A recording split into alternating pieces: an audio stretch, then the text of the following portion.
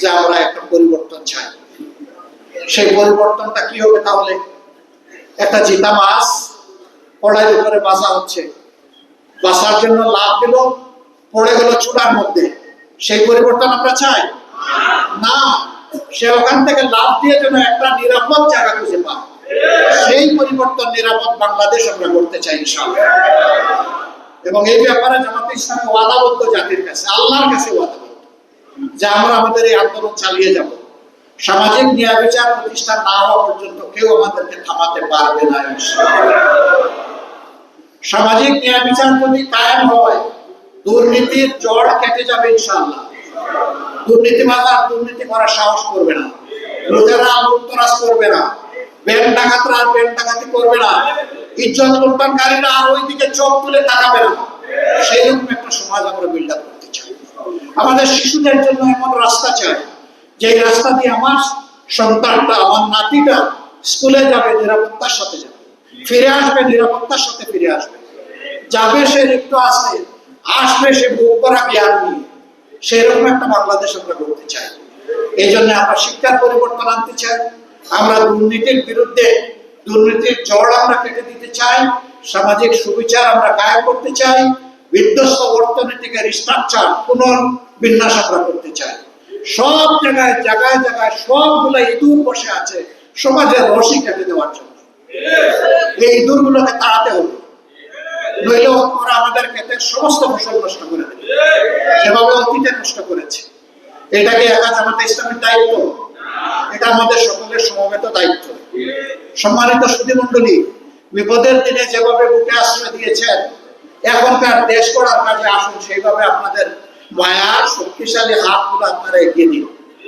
যতক্ষণ পর্যন্ত জামাতকে ইনসাফের উপরে দেখবেন, কল্যাণের উপরে দেখবেন, ইতিবাচক ধারায় দেখবেন, জনগণের খেদমতে দেখবেন, দেশ গড়ার কাজে দেখবেন, সেই সময়টা আমরা চাই আপনাদের ভালোবাসা, আপনাদের দোয়া, আপনাদের মুখে আবারও একটি মায়াবী বিছানা এবং আপনাদের সক্রিয় পদচারণ। একসাথে আমরা পথ চলবো ইনশাআল্লাহ। আমরা এই জাতিকে আর বিভক্ত করতে দেব না। দল ধর্মের ভিত্তিতে টুকরা টুকরা হবে না এই জাতিরা। সবাই মিলে বাংলাদেশ, এবং আমাদের স্বার্থের ব্যাপারে সবার আগে বাংলাদেশ ইনশাআল্লাহ।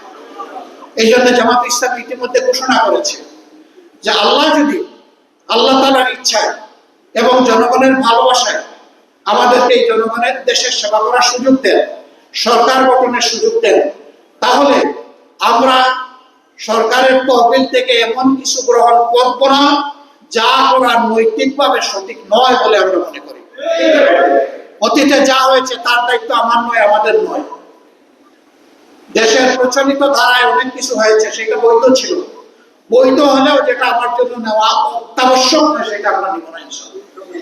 আমরা ঘোষণা দিয়েছি, আগামীতে আমাদের একজন এমপিও যদি নির্বাচিত হয়, 200 এমপি যদি নির্বাচিত হয় যেন আল্লাহর ইচ্ছায়, তাহলে এই এমপিরা সরকারি কোনো প্লট গ্রহণ করবে না। আমরা ঘোষণা দিয়েছি, আমাদের জীবন এখন যেমন আছে তখনও তেমন থাকবে। এই জন্য বিনা ট্যাক্সের গাড়ি আমরা চলবো না।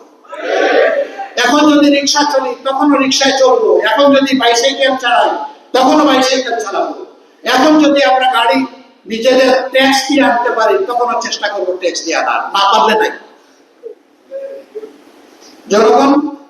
জনগণের উপরে ট্যাক্স বসানোর জন্য আমাদেরকে ভোট দেবে না, বরঞ্চ জনগণের হকের পাহারাদারি করার জন্য আমাদেরকে ভোট দেবে।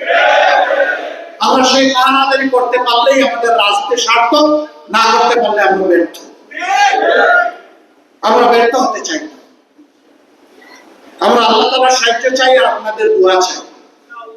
আর ভুল করলে আপনাদের কাছ থেকে একদম শক্ত সমালোচনা চাই, ছাড় দিবেন না। আমাদের ভালোবাসেন বলে আমাদের ভালো কাজেরও আপনারা আমাদেরকে অভিনন্দন জানাবেন, আবার খারাপ কাজ করলেও বলবেন না এটা হতেই পারে, আমরা আপনাদের কাছ থেকে এটা আশা করি না। খারাপ যদি কিছু হয় দেশের সাথে, জাতির সাথে, আপনার ইমানের সাথে, নাগরিক দায়িত্বের জায়গা থেকে অবশ্যই করবেন, আমাদেরকে ছাড় দেবেন না। তবে হ্যাঁ, জনগণকে জানানোর আগে আমাদেরকে জানাবেন। আমরা যদি সংশোধন হয়ে যায় আলহামদুলিল্লাহ, যদি নাই হয় এটাও জনগণকে জানাই দেবেন। মিডিয়ার ভাইয়েরা যারা আছেন তাদের প্রতি আমাদের বিনয়ী অনুরোধ, আপনারা সমাজের চতুর্থ স্তম্ভ। সাংবিধানিক স্তম্ভ তিনটা, এরপরে সাংবিধানিক না হলেও এটা অত্যন্ত শক্তিশালী স্তম্ভ। ওই তিন স্তম্ভের মেরুদণ্ড সোজা রাখে এই স্তম্ভটা। স্বচ্ছ সাংবাদিকতা, দায়িত্বশীল সাংবাদিকতা একটা জাতিকে তার গন্তব্যে পৌঁছার জন্য যথেষ্ট শক্তি যোগায়। আবার এই জায়গায় যদি কোনো ব্যতিক্রম ঘটে তাহলে এই জাতি কিন্তু অ্যাক্সিডেন্ট করে পঙ্গু হয়েছে। অতীতের দিনগুলোতে সেই তিক্ত অভিজ্ঞতা আমাদের হয়েছে। আমরা আপনাদেরকে অনুরোধ করব, সব সময় বলতেই থাকবো, সাদাকে সাদা বলুন, কালোকে কালো বলুন। সেই কালো আমি হলে আমাকেও ছাড় দেবেন না, ধরবেন, আমাকেও সাদা করে ছাড়বেন। প্রিয় সম্মানিত সুধী মণ্ডলী, এবারকার যে সুযোগ আল্লাহ তাআলা এই জাতিকে দিয়েছেন, সুযোগ বারবার আসবে না। এত নির্যাতন নিষ্পেষণের পর জাতি যে অপূর্ব সুযোগ পেয়েছে আগামী নির্বাচনের মধ্য দিয়ে এমন একদল মানুষের হাতে, আমি দল বলতে রাজনৈতিক দল মিন করছি না, মানুষের সমষ্টি মিন করছি, মানুষের হাতে এই দেশ পরিচালনার দায়িত্ব তুলে দিবেন, যাদের হাতে তুলে দিলে আপনার এই আস্থা জন্মাবে, দেশটা সঠিক রাস্তার উপরে চলবে। একজন নাগরিক হিসাবে স্বাধীন দেশের যা আপনারা প্রত্যাশা করেন তা পূরণ হবে। যাদের ব্যাপারে এই আস্থা হবে, আপনাদের মূল্যবান ভোট তাকে দিবেন এবং তাকে ভোট দেওয়ার জন্য জাতিকে আপনারা উদ্বুদ্ধ করবেন। শুধু নিজের ভোট দিয়ে আপনারা বসে থাকবেন না। প্রবাসে 14 দিন কাটিয়ে এসেছি, সেখানে সরকারি বেসরকারি অনেকের সাথেই উঠা বসা হয়েছে, কথা হয়েছে, দেশের স্বার্থে কথা বলেছি, চেষ্টা করেছি স্বার্থ কোনোভাবে বিঘ্নিত না করে কথা বলতে। আবার বাংলাদেশি প্রবাসীদের সাথে মিলিত হয়েছি, তাদেরকে বলেছি কেউ কারো অধিকার এই জমানায় পকেটে এনে ভরে দেয় না, অধিকার লড়াই করে আদায় করতে হয়। তবে একবার আদায় হয়ে গেলে তার ধারা চলতে থাকে। আপনাদের ভোটের অধিকার ছিল না, আমরা লড়াই করেছি, আমরাই লড়াই করেছি, আমরাই লড়াই করেছি। অনেক দল করেছে তার বিরোধিতা করেছে যে প্রবাসীদের আবার ভোটের দরকার, ওরা আমাদেরকে যোগান দিয়ে যাবে, টাকা পাঠাবে, কারেন্সি দেবে, আমাদের অর্থনীতি এইভাবে চলবে, তাদের আবার ভোটের দরকার নেই। খোলামেলা এই কথাগুলো বলেছে, বলে না? আমরা বলেছি অবশ্যই দরকার আছে, অবশ্যই তাদের অধিকার দিতে হবে। কারো কাছ থেকে কিছু নিতে হলে তাকে তার ন্যায্যতা দিতে হবে। আমরা বিশ্বাস করি একটা অধিকার যদি তাদের প্রতিষ্ঠিত হয়, একটা অধিকারের হাত ধরে তাদের বাকি অধিকারগুলো প্রতিষ্ঠিত হবে ইনশাআল্লাহ। সিলেট প্রবাসী বহুল একটা এলাকা, আমি তাদের মধ্যে ব্যাপক উদ্দীপনা উৎসাহ দেখেছি। জীবনের এই প্রথম এই সুযোগটা তাদের জন্য খোলা হয়েছে। তবে কিছু বাধা হয়ে গেছে, পদ্ধতিগত বাধা। আমরা সরকারের কাছে গতকালকে ডেলিগেশন পাঠিয়ে বাধাগুলো দূর করার জন্য সুপারিশমালা পেশ করেছি। তারা আমাদেরকে আশ্বস্ত করেছেন তারা চেষ্টা করবে। প্রথমবারের মতো 100% রেজিস্ট্রেশনের আওতায় নাও যদি আসে, আমরা চাই গুরুত্বপূর্ণ একটা সংখ্যা আসে এবং তারাও ফিল করুক এই দেশ আমাদের সকলের। আমাদের চিন্তা, আমাদের পরিকল্পনা, আল্লাহ যদি এই দেশ গড়ার সুযোগ আমাদেরকে দেয়, তাহলে আগামীতে দেশ গড়ার সকল কাজে, জাতীয় সংসদ সহ সকল জায়গায় প্রবাসীরা যে অনুপাতে, যে সংখ্যায় তারা বিদেশে আছেন, দেশ গড়ায় যেহেতু তাদের ভূমিকা অনন্য, সেই অনুপাতে সেই সংখ্যায় দেশ গড়ার কাজে সব জায়গায় তাদের প্রতিনিধিত্ব নিশ্চিত করা হবে ইনশাআল্লাহ। এটাই ন্যায় বিচার, এটাই জাস্টিস। তাহলে তারা আরো উৎসাহিত হবে দেশকে কিছু দেওয়ার জন্য। আমাদের দেশ সামনে আরো এগিয়ে যাবে ইনশাআল্লাহ। আপনারা দোয়া করবেন, আগামী স্বপ্নের যে মানবিক বাংলাদেশ গড়ার প্রত্যাশায় এই জাতি চেয়ে আছে, এই অভিযাত্রায় আল্লাহ যেন আমাদেরকে কবুল করে।